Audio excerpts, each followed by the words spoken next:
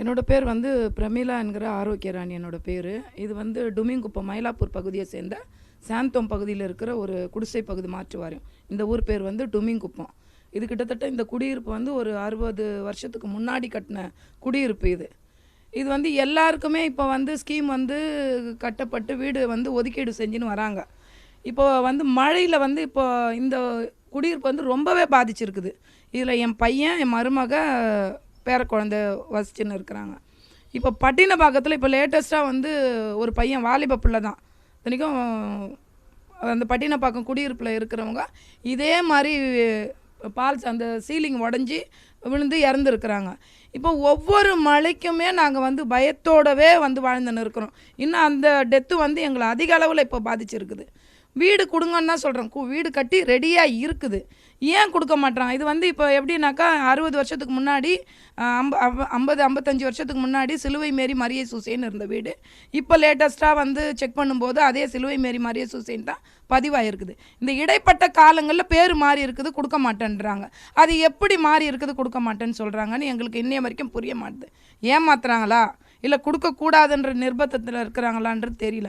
வீடு கொடுத்தா நாங்கள் போகிறோம், இங்கே கொடுத்தோம்னாக்கா நாங்கள் வேறு வீடு இருக்குது நாங்கள் போகிறோன்னு சொல்கிறோம். ஏன் கொடுக்க மாட்டுறாங்க? அரசாங்கம் வந்து பார்க்கவும் மாட்டுது, வீடும் கொடுக்க மாட்டுது. அப்போ அங்கே ஒரு மரணம் ஏற்பட்ட மாதிரி இங்கேயும் ஒரு மரணம் ஏற்படணுமா? இப்போ கீழே நோட்டீஸ் ஒட்டிட்டாங்க, வீடு வழங்கியிருக்கோன்ட்டு. இந்த மாதிரி எத்தனை வீடுகளுக்கு வந்து நோட்டீஸ் ஒட்டின பிறகும் வீடு கிட்டத்தட்ட அலாட்டு இல்லைன்னு சொல்லி ஒரு 40-45 வீடு இருக்குது சார். அது எப்படி சார் மாறும்?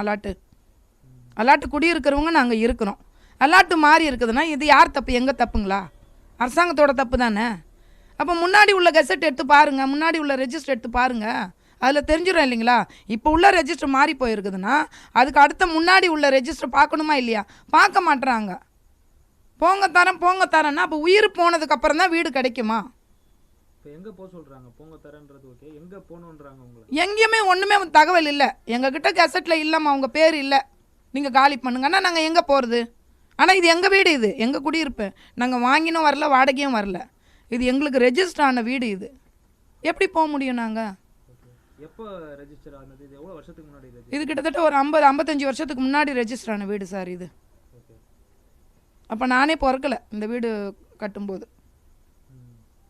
இது எங்கள் மாமனார் வாழ்ந்த வீடு. இது ஒவ்வொரு மழைக்கும் அவர் வந்து தான் பார்க்க மாட்டுறாங்க. ஆனால் வெளியில் என்ன சொல்லிக்கிறாங்க? நாங்கள் ஒவ்வொரு மக்களுக்கான அரசாக இருக்கிறோம், மக்களை வந்து நாங்கள் ஒவ்வொரு நாளும் ஒவ்வொரு நொடியும் ஒவ்வொரு நேரமும் கண்ணோக்கி கொண்டே இருக்கிறேன்றாங்க. எந்த புயலுக்குமே வரல சார் இவங்க, எந்த புயலுக்குமே வரல. ஒரு விசிட் பண்ணாத அரசு என்ன